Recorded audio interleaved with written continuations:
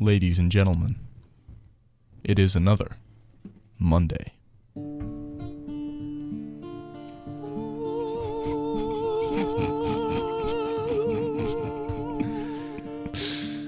Mystery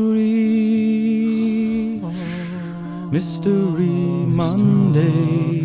It's a mystery Monday. Mystery Monday. Mysteries Monday.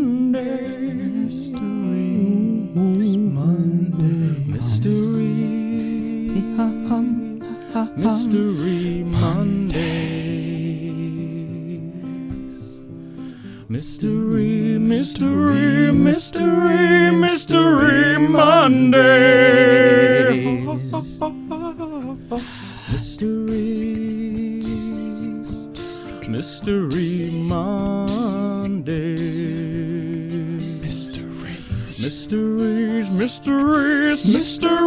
Mystery Monday, baby.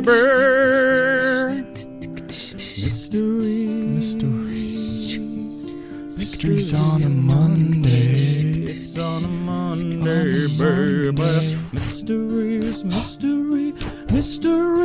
Mystery Mondays. What mystery waits for you?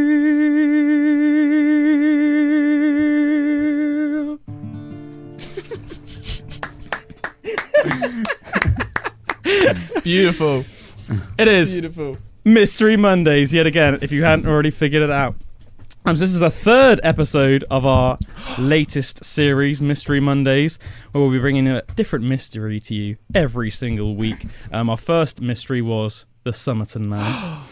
If you think that sounds intriguing, you don't know about that story, go check it out on the YouTubes.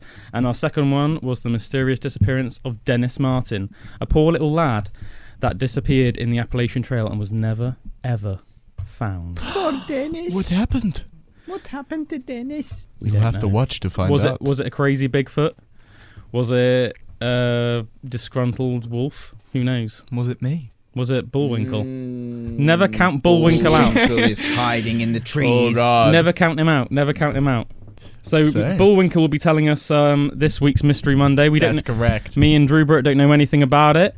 So I'm very excited to find out what the mystery is this week. I'm just going to preface it by saying you guys are going to love this one. Yeah. I can tell already. This is a good one. Good. This is a good one. When I found it, I wrote a little bit about it, and then I was like, you know what? I'm going to do a deep dive and find out exactly what happened here. And I still don't know, but I've got some theories. Yeah. So let's just get straight into it, shall we? Let's do it, man. Let's do it. So, the incident at Dyatlov Pass. You heard of this? Oh, yeah, I know this one. This is a good one, right? Dyatlov? Dyatlov. This is a really good one. Dyatlov. Ooh. This is good. So, we'll get into it. On the 1st of February, 1959, 9 Russian hikers on the trek of a lifetime through the Ural Mountains. Maybe Ural? Ural? I think Ural. Ural? Yeah, I think Ural. Ural Mountains pitched a tent and settled in for the night. Hours later, all 9 fled the safety of the tent and perished in freezing, snowy conditions. Some in the party succumbed to hypothermia, but others were found with grisly injuries. The Dyatlov Pass incident, as it came to be known, has inspired so many dark and often outlandish potential explanations. Before delving into the most prominent theories, let's consider the facts of the matter.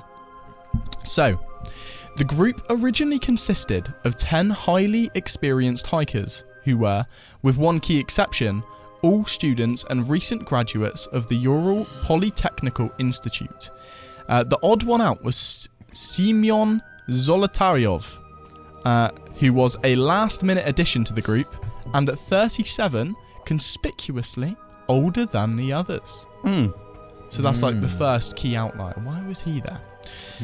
In the early stages of the trek, one member of the group dropped out of the climb due to ill health. The rest carried on, taking photos of each other, larking and recording diary entries that expressed their excitement about the adventure to come. I wonder what awaits us in this trip, one wrote. What will we encounter?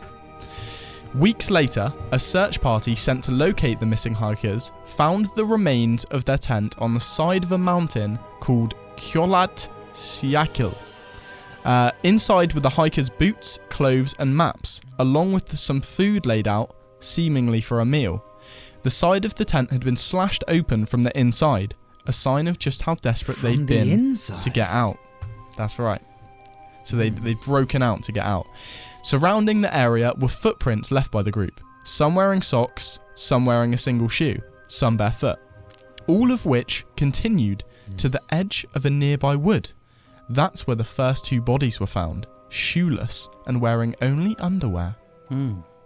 21-year-old Yuri Doroshenko and 23-year-old Yuri Krivonishenko both had seemingly frozen to death, but also exhibited burn marks and multiple abrasions. Burn marks and multiple abrasions. Weird. So weird. Not far away, lying in the snow, were the bruised bodies of the group's leader, 23-year-old Igor Dyatlov, and 22-year-old Zenaida Kolmogrova. It looked like both had been trying to return to the tent when they died. Some days after this, the body of 23-year-old Rustim Slobodin was also discovered. He had a fractured skull. The remaining hikers were found in a ravine near a shelter they'd attempted to carve out of the snow. Nikolai Thiboks Brignol. I apologise for all of my pronunciations here. I probably got them all, butchered them all, but it's fine. Russian 6. Yeah. Russian 7. A 23-year-old graduate had a caved-in skull, while 24-year-old Alexander Kolovatov had a deformed neck and was missing his eyebrows. Weird. What a weird, detail. Yeah. Like his eyebrows have been, shaved off or something. The oldest hiker, Semyon Zolotarov, and 20-year-old Lyudmila Dubina had crushed chests with multiple broken ribs. Both were missing their eyes, and Lyudmila's tongue was gone. Even some of their clothes were found to be radioactive. I remember hearing that, yeah. Like a real weird touch. Radioactive clothes? Yeah, missing eyes, some people missing eyebrows. Yeah. Crazy. A criminal investigation was carried out by a prosecutor named Lev Ivanov, but it came to a cryptic conclusion. The cause of their demise, the report said, was an overwhelming force which the hikers were not able to overcome. I remember hearing that. That's the most ominous thing I remember hearing about this case, was that it was that the official the way that the officials left the case was that they had just been overpowered by an unexcribable immense force. What an ominous and mental thing to be It's terrifying to be left with as an explanation. When it said abrasions and stuff as well, that you would think you'd know what would cause those kind of abrasions by the shape and look of them and stuff, but the thing is, some things are very explainable. So the fact that they didn't have clothes on, it's quite common that if you get hypothermia, obviously they were in freezing cold temperatures. Get naked, huddle up. Well, no, apparently one of the last stages of hypothermia is, for some reason, you actually start feeling ridiculously hot. And it's a weird psychological phenomenon. Yeah, you lose that cold feeling in this. Yeah, I've heard that. And you end up feeling super hot, and then although it makes no sense to somebody in their right frame of mind, you end up stripping off. And it's really common. People have found with hypothermia, and they're just in their underpants, and they think they're burning, and it's no, you're in minus 20 temperatures. That's mental. And they've stripped off all their clothes, and even though an hour before they knew that they were freezing cold, they end up for some reason feeling hot, and then they just, in their delirium, they take their clothes off. But that obviously doesn't explain everything else. Yeah. And also, if they were in their tents beforehand, obviously because they cut their way out of their tents, if you were starting to get hypothermia, the last thing you would do is then cut your tent open to get even more exposed to the and I've watched videos with outdoorsmen and stuff, old school techniques of how to stay warm. And actually, even if you are just in a tent, and apparently you can even do it in freezing cold temperatures with just a blanket, if you just put that over you and literally have a small heat source as literally a candle, then you can make it warm. And apparently that was something that people on the frontier in America in the colder counties of like America used to do. Like if they were like say was suddenly caught in a snowstorm, they would literally all have blankets. They put the blanket over them and all have like a candle, and like I saw like a test on it, like a YouTube video, and a guy had like a thermometer in there, and he was like had the thermometer outside and then inside, and after literally about 5 or 10 minutes, he'd like raise the temperature inside the blanket by like 12 degrees or something. Whoa! Enough to just be comfortable until like it was nice enough conditions again for you to move on. I wonder if this was all like stuff that they could have found out back then. Like in 1951, you'd imagine that they would know if you get hypothermia, you're gonna like burn up. Oh yeah, and also considering that these are like, and also they were experienced hikers. This is what I'm saying. Yeah. If they're like graduates and everything, like you'd imagine that they've been on hikes before, from what it was saying. So you would imagine they know that. Oh, if you start feeling like you're burning up, don't take off all your clothes. And just I guess maybe by that point. Well, I think to be honest, I think that's more like psychological in it. So I think even if you knew that ahead of time, I think in your delirium, you might just true. But I think obviously what you can't explain, is like why they would cut themselves out of the tent. Yeah, and like, that's the injuries, what gets me. The weird that's injuries, so weird, so strange. The weird injuries and the radiation. Yeah. And weren't they? Because I thought it could have been like some crazy gang or something had followed them and then just like messed them up in weird Russian just like it was proper out in the wilderness as well. Yeah. So it's quite a hard to reach area and like loads like I know that like a lot of people by this like with this case have like said like one of the theories is like aliens. Yeah, I'll get into that in I can get into that because it's like we got so many theories about this. Because I said like the unknown overwhelming force. It's like, well, what could it be, and what could like explain the radiation? Do you know what I mean? Like you're in the middle of like nowhere in the Russian wilderness. Like why would there be all this like radiation? Yeah, very strange. So the first theory I'm going to talk about is the Mansi theory. Early on, it was theorized by Soviet authorities that the Dyatlov party may have been killed by the Mansi, an indigenous people of this region. The idea that the hikers were slaughtered for straying onto their sacred land, or perhaps as part of a shamanic ritual, persisted for some time. Much was made about the presence of a Mansi chum or dwelling in the vicinity of the hiker's tent. We often see Mansi signs on the trail. I wonder what they write about. Zinaida Kolmogorova noted in her diary, whilst one of her fellow hikers, identity unclear, also recorded that Mansi writings appear on trees, all sorts of obscure, mysterious characters. People have debunked this theory, however, as a baseless theory rooted in a misunderstanding of Mansi culture and rituals. And if they were indeed rounded up and murdered, why would they have been found in different locations, some more injured than others? Yeah, I remember like hearing that's like a weird thing as well, because they were all in like quite dispersed, weren't they? I think some of them were like actually quite far away from each other. I imagine the ravine must have been like a little bit away, yeah. Yeah, I don't know, I can't remember exactly how far away, but they like some of them were like, the way I remember it almost was that like one of them was like half a mile away from, you know what I mean, and things like that. It's like a bit strange. And it's like things that like immediately would come to mind, like like obviously there's lots of like bears in the wilderness and Russia and that, but it's like it wouldn't. There's lots of things bears about was it. The first thing that came to my head. Yeah, but there's lots of things about it that wouldn't explain it. For a start, like why would you cut your way out of a tent? Do you know what I mean? If like the entrance was still like shut up, do you know what I mean? And it's like, and also like the injuries are a bit strange for like a bear. Do you know what I mean? Like things like a crushed chest and obviously in the lacerations, like but it's like removing the eyes, removing the eyebrows, it's like weirder. That's what made me think it was more like human, because that seems to be like something that like an animal wouldn't necessarily do that. It's like you've consciously chosen to do that for like a reason or something, or like some weirdness. Yeah, definitely, man. So the next theory is the espionage theory.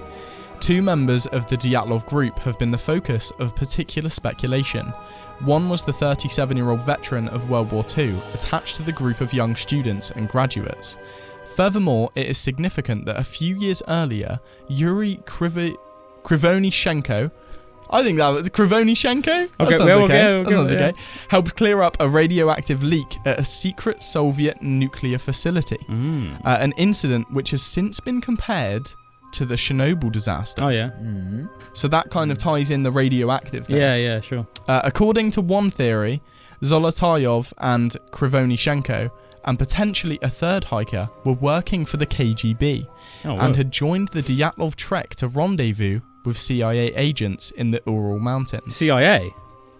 Why CIA? God knows. Why would the KGB while be handing CIA? over radioactive materials and fake nuclear secrets, the Russians Oh, so they were like double agents. Apparently.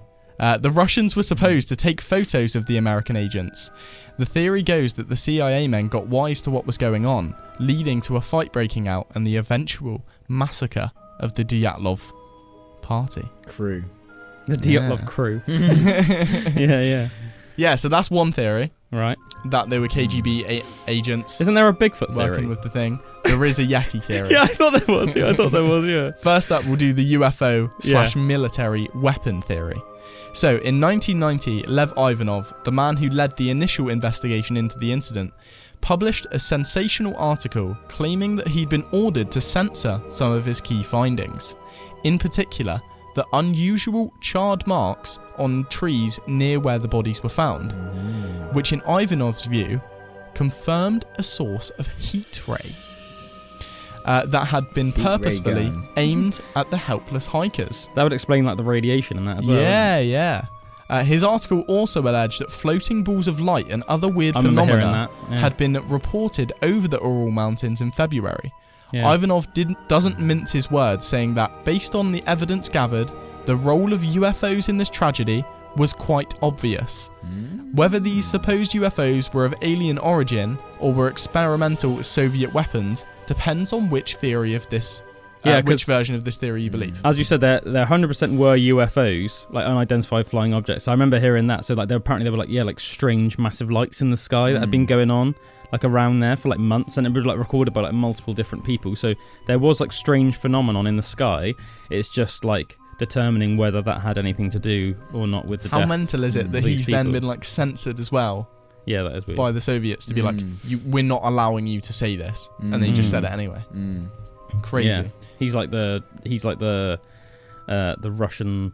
What's his name? Whistleblower. What's the guy that we? No. What's the UFO guy? That, you know, with the glasses. That really good Netflix. The guy you Bob love. Lazar. Bob Lazar. He's like the Russian Bob Lazar. Yeah, man. Go on anyway. So the next theory is the Yeti theory, and as I talked, by the way, I do have some photos up as well. Radioactive some Yeti. Photos up and everything. So the Yeti theory. The idea that the group was killed by a Yeti rests on a few pieces of dubious evidence. The first is a photo taken by one of the doomed hikers, which shows a dark humanoid figure seemingly skulking behind a tree. But was this a fearsome feature of the annals of cryptozoology, or simply a blurry image of another hiker? I almost want to get that photo up now. Yeah. So if you're watching on YouTube, so if you're watching on Spotify, we have like a YouTube as well where you can see the pictures that young Bullwinkle will be bringing. Shall I see if I can get up the Yeti photo? Is there? There is. Did it say there actually was a photo of that? Did it? Yeah. I definitely haven't ever seen that. I would just say on the UFO one as well. Maybe that's it. Ooh. Can you see like an ominous figure? Yeah. But it looks like one of the trackers. I hope that is real, but for some reason... Dyatlov Pass. What do you see? Who knows? I hope that's real, but for some reason it looks almost like a bit... Yeah, I do agree. I don't know where the like original another hiker photo to is. me. Yeah. Almost like, imagine if like you were in that climate, you'd probably be wearing like a balaclava and stuff. Like quite heavy material. If I was wearing like a black jacket and some black jeans on my boots and a balaclava, that could easily be me. Yeah. So then why would someone be out there by themselves, you ask? Yeah, well, I would have thought there was quite a few of them out there, weren't there? Like in the group, so it could have been one of them from the group. Oh yeah, true. And also, you do get random like lone hikers and stuff that just like to push their physical endurance by testing themselves in weather and tough terrain. You know. So the second item cited by pro-Yeti theorists is a parody newspaper. I love that. Pro-Yeti. Yeah. I am a pro-Yeti theorist. I support the Yeti. Yeah. Is a parody newspaper the hikers wrote during the expedition, which contained the line, "The Yeti lives in the northern Urals, near Mount Orterton." This was clearly intended as a joke, however, while other stories in the parody newspaper were exaggerated accounts of things that the hikers really did. So according to this theory, the satirical entry of the Yeti was inspired by a real sighting of the creature, which stalked and eventually killed the entire group. That's pretty crazy. Pretty crazy. So we'll get into the next one. The infrasound theory. Recently, A documentary filmmaker presented a theory involving a terrifying but real phenomenon called infrasound, in which the wind interacts with the topography to create a barely audible hum that can nevertheless induce powerful feelings of nausea, panic, dread, chills, nervousness, raised heartbeat rate and breathing difficulties. Could this hysteria have led them to their demise? That's quite an interesting one, I think. That's very interesting, yeah. I didn't get that science. One. So did something make that? So noise? Like the wind. Oh, the wind. Yeah. So like the sound of the wind going up against the rocks and drove him nuts. Yeah, pretty much because of like the frequency. I guess like a strange like phenomenon. You know, like brown sound. Yeah. Do you ever hear about that? No. What's the brown sound? So there's this frequency that apparently if you had speakers that were powerful enough to play this resonance of this sound, it would just make you poo yourself. Oh, really? Yeah. Whoa. The vibration would just be like... Is that like confirmed? Yeah, I remember in someone in science in school Whoa. said about it. It was called brown sound. That's hilarious that it's called brown sound. Or I might have called it brown sound. Yeah. That was just a druidism. Brown sound. Yeah. That was good. I remember hearing a theory about a Pokemon game. Yeah. And in the Pokemon game, I don't know if you two have ever heard this theory. It rings a bell already. I can't remember what the town was called. It was like the was it like Lavender Town or something? Lavender Town, and there's a thing called Lavender Town syndrome. Isn't it like makes you feel depressed? Well, so apparently Lavender Town was this town in one of the games. Early Pokemon games. Yeah, where it was like, you know how they've always got like a cemetery place, and that's where like the ghost type Pokemon, that's where you could catch like them. Haunter, Ghastly, exactly. Gengar. So this was where all those Pokemon were. It was like just it was like the Pokemon cemetery town. Yeah. But apparently the song that played whenever you were in this town, it's a really sad, forlorn electronical song. Apparently it drove people to like suicide and stuff. Yeah. Like loads of people to suicide. Well, there's like it's like one of those weird, but there's like. I don't know if it's based on... I don't know like if that's just one of those weird things that's now like an urban legend. Yeah. Or if it was like based in fact. But I vaguely remember it because I had Pokemon Blue and Pokemon Yellow and Lavender Town were in both those games back when I was a little lad. And I do remember that it was like a proper sad tale. But I can never remember like being in Lavender Town and being like, oh man. Do you know what I mean? And being like depressed afterwards. The song is pretty terrifying. I don't know I wouldn't say it's terrifying. I would say it's pretty it's eerie, man. I'd say it's like sad. Let's see. Yeah. I want to know as well if there's actually any tunes out there, like this would be one of them, that actually do have that effect on people. Like, do you remember in what was that thing that we all watched? Archive 81. Yes. And oh yeah. You know that there was that the song that would be played and it would drive people nuts. Oh my god, that was horrible. I wonder if there is actually any like, because I've never. I think I can say that I've been like, you know, things can sound sad or stuff like that or quite haunting, but nothing's ever made you feel that uncomfortable. No, but it would be interesting to think like if there's any like kind of that powerful a sound that would just like yeah. This is the Lavender Town music. So yeah, apparently this is the original Japanese version from Pokemon Red. It is quite dismal of a song, isn't it? It's quite a sad song. Yeah. I have to say that it's not giving me... Don't get me wrong, it's a forlorn, eerie piece of music, but I'm not feeling overly depressed or suicidal. No. Yeah. I'm just enjoying that 8-bit. Yeah, me too. I'm loving like the old school retro sounds. Should I finish off the story to the back of Lavender Town in the background? Do it. So we just had the Yeti theory. Yeah, I've got one more theory. I love that we're just now going to do this to the Lavender Town theme. I've got one more theory, which is the slab avalanche theory. The most widely accepted theory is also the most mundane. The group fled the tent because of a slab avalanche, then succumbed to the hard conditions. A slab avalanche is where a compacted block of snow slides down a slope when the underlying weaker snow layer gives way.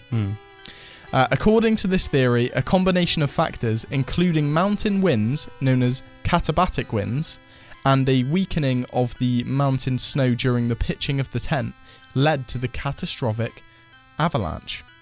The thinking goes that once the avalanche hit, the group slashed their way out of the tent in a panic, with some of them severely injured by the impact, explaining the broken ribs suffered by Zolotaryov and Dubina, for example. Dubinini.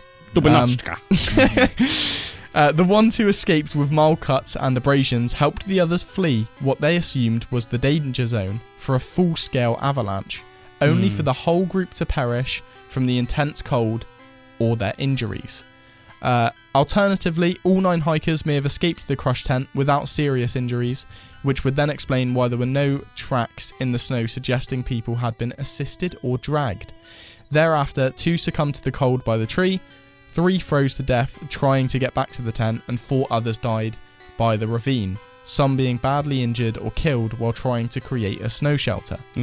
The gruesome facial damage could have been the result of animal scavengers and decomposition. That is true. That is very true. I mean, let's face it, like crows and things like that, they do like peck out the eyes of the dead. Don't know what fancies eyebrows. Like, that's the thing that throws me off a bit, and like the radioactive. Maybe a robin needed to build a nest and thought that guy has marvelous. Like if you had like your eyebrows would be good nest. Bullwinkle's got good nesting eyebrows. If we died in Dyatlov Pass, my eyebrows would be gone. If we needed to make a nest and we were in the cold, I'm sorry, man, your eyebrows would be the first to go. And I'd be like, sorry, dude. I hope they grow back because not everyone's grow back, do they? That's crazy. Many Dyatlov commentators are sceptical, and the finer details of the slab avalanche theory are hotly debated. Ultimately, though, it remains perhaps the most plausible explanation of what befell the explorers that cold, bleak night in 1959. Yeah, so it's a strange story, isn't it? It's a strange story. There's definitely still a lot of like weird things that even though you could say, oh, this is the most obvious thing that happened, there's still a lot of weird things that you could I remember hearing that they would like some of them, the way that some of them were found and stuff, it was like they were trying to build a shelter. Which obviously supports more, like the extreme weather condition. There's just like things like, and as I said, the eyeballs, although at first I think that seemed like one of the weirdest things, now that we're actually talking about it more in depth, I can see how that was like more like scavenging from like birds and maybe like even like insects, maybe. Birds and badgers. The notorious savagery of the Russian badger. But, I mean, the thing is, there might be an explanation that I'm just not clued up enough on this topic to know about, but I don't know why some of the clothes would have radiation. I mean, I do think that people like make out that radiation is something more sort of like man-made than it is. Like obviously the sun is essentially like a big ball of radiation, and I remember you telling me, Drew, that you used to work in a nuclear power station, didn't you?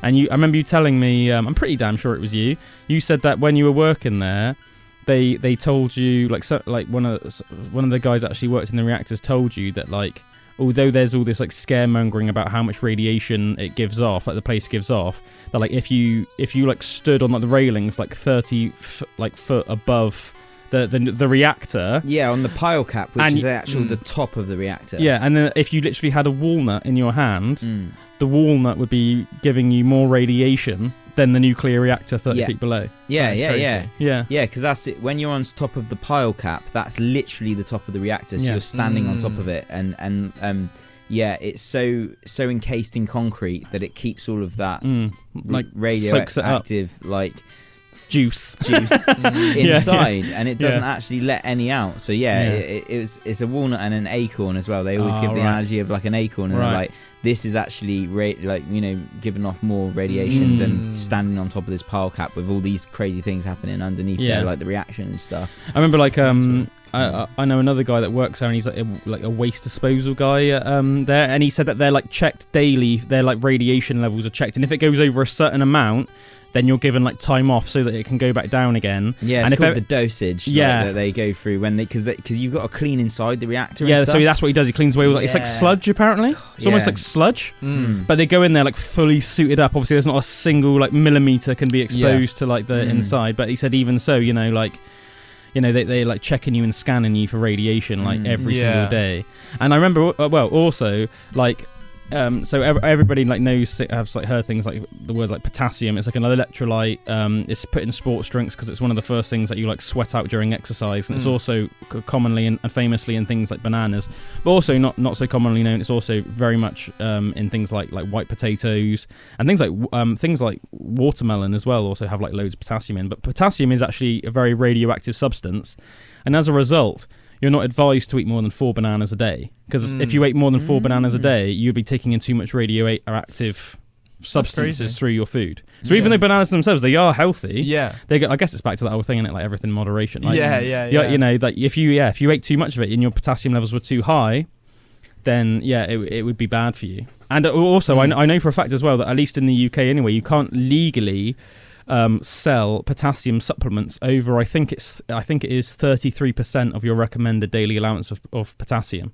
Whereas you could get a vitamin C supplement and it would be like 400%. Yeah. You know what I mean? Yeah. But yeah. Because that's how serious it's considered. Like the Russian government, the UK government won't let you supplement with a pill potassium that's more than 33% of your recommended daily allowance. Yeah, Did not know that. Bringing it back to the Dyatlov Pass, I imagine if they're stating that he was like radioactive, that there must have been like a significant amount there. Yeah, that's what I was going to say as well. I was going to say like I'm not sure personally like if like pretty much everything gives off radiation, I don't know what would pass. Like what criteria, what level would you have to go over to be known like as radioactive then? I think all the Ivanov stuff where he was saying like 100% there was UFO like coming into play, and the fact he was censored and, like, everything, that's quite interesting. The charred marks on the tree that never really got explained. With the UFO kind of thing, like I would say if it was like any violent kind of acts on these people, I would say that would point more to like government like testing of like weapons and stuff rather than like UFO things. Like I'm under the belief that most or all UFO kind of interactions aren't actually harmful or aren't actually violent and stuff like that. And there are a lot of like government or programs and technology and stuff that we don't know so much about. Like I read a load of like not false flag, because that is supposed to like create a reaction in people like to create events and stuff, but a lot of these mutilations and things, like people don't believe that it's actually alien. UFOs and it's human, but it's made to look like that to make it look like bad for the UFOs and stuff. So slander, I guess. Slandering the aliens, mate. So I guess UFOs could also just be government stuff. Like if it's something the public UFO just means unidentified flying object. So anything that's so like it doesn't necessarily mean. So I would say more terrestrial rather than extraterrestrial. That makes sense to me. But that was the incident. That was Dyatlov Pass. Mystery Mondays. But all I know now is screw Johnny Depp versus Amber Heard. I want to see the aliens taking the governments of the world to court for slander. Yes, me too. That's what I want to see. One day it will happen. We'll leave it on that. So for everyone that's listening, thanks for chilling with us on Mystery Mondays. We'll be back next week again with another fascinating mystery. Until then, take it cheesy, everybody. We love you. Cheesy. Bye.